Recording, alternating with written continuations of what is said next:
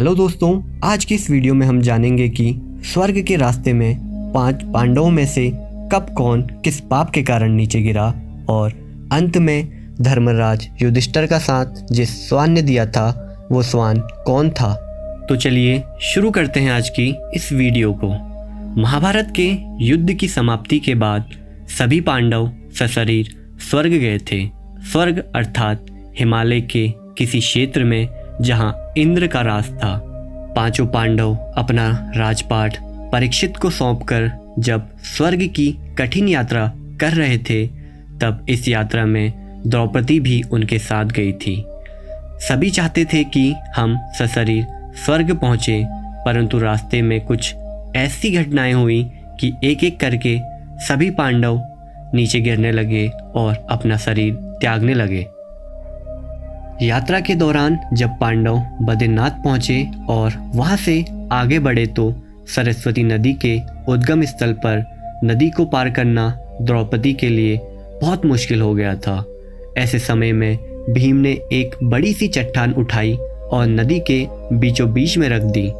द्रौपदी ने इसी चट्टान पर चलकर सरस्वती नदी को पार किया था। कहते हैं कि माणा गांव में सरस्वती नदी के उद्गम स्थान पर आज भी वो चट्टान देखी जाती है। इसे वर्तमान में भीम पुल कहा जाता है।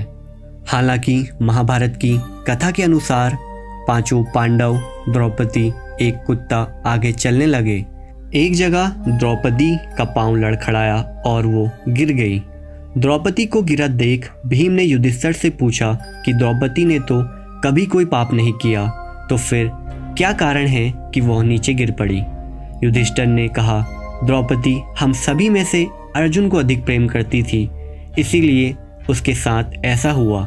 ऐसा कहकर युधिष्ठिर द्रौपदी को देखने लगा और आगे बढ़ गया। जनश्रुति के अनुसार स्वर्ग यात्रा के दौरान द्रौपदी भीम का सहारा लेकर चलने लगी, लेकिन द्रौपदी भी ज़्यादा दूर नहीं चल पाई और वह भी गिरने लगी। ऐसे समय भीम ने द्रौपदी को संभाला। उस समय द्रौपदी ने कहा, सभी भाइयों में से भीम मुझे सबसे ज़्यादा प्यार करता है और मैं अगले जन्म में फिर से भीम की पत्नी बनना चाहूँगी। थोड़ी देर बाद सहदेव भी गिर पड़े। तब भीम ने पूछा, सहदेव क्यों गिरा? युधिष्ठिर ने कहा, सहदेव किसी को अपने जैसा विद्वान नहीं समझता था, इसी दोष के कारण वह भी गिर पड़ा। कुछ देर बाद नकुल भी गिर पड़े। तब भीम ने पूछा, पर युधिष्ठिर ने बताया कि नकुल को अपने रूप पर बहुत अभिमान था, इसीलिए आज इसकी यह गति हो गई। थोड़ी देर बाद अर्जुन भी गिर पड़े। युधिष्ठिर ने भीम से कहा, अर्जुन को अपने पराक्रम पर बहुत अभिमान था।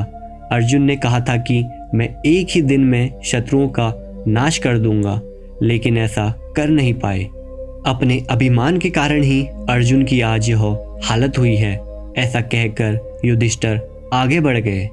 थोड़ी आगे चलने पर भीम भी गिर गए। तब भीम ने गिरते वक्त युधिष्ठिर से इसका कारण पूछा तो उन्होंने बताया कि तुम खाते बहुत थे और अपने बल का झूठा प्रदर्शन करते थे, इसलिए तुम्हें आज भूमि पर गिरना पड़ा। यह कहकर युधिष्ठिर आगे चल दिए। केवल वह कुत्ता ही उनके साथ चल रहा था।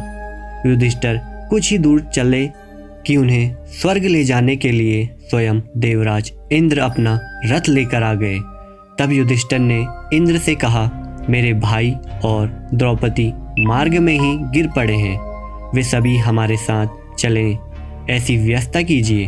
तब इंद्र ने कहा कि वे सभी शरीर त्याग कर पहले ही स्वर्ग पहुंच चुके हैं, लेकिन आप सशरीर स्वर्ग में जाएंगे। इंद्र की बात सुनकर युधिष्ठिर ने कहा कि यह कुत्ता भी मेरे साथ स्वर्ग जाएगा, लेकिन इंद्र ने ऐसा करने से मना कर दिया।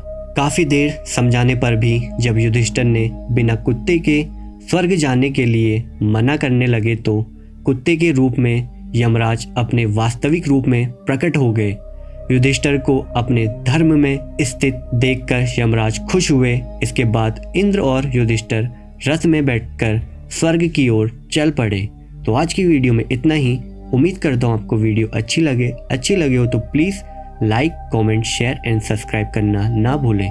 धन्यवाद।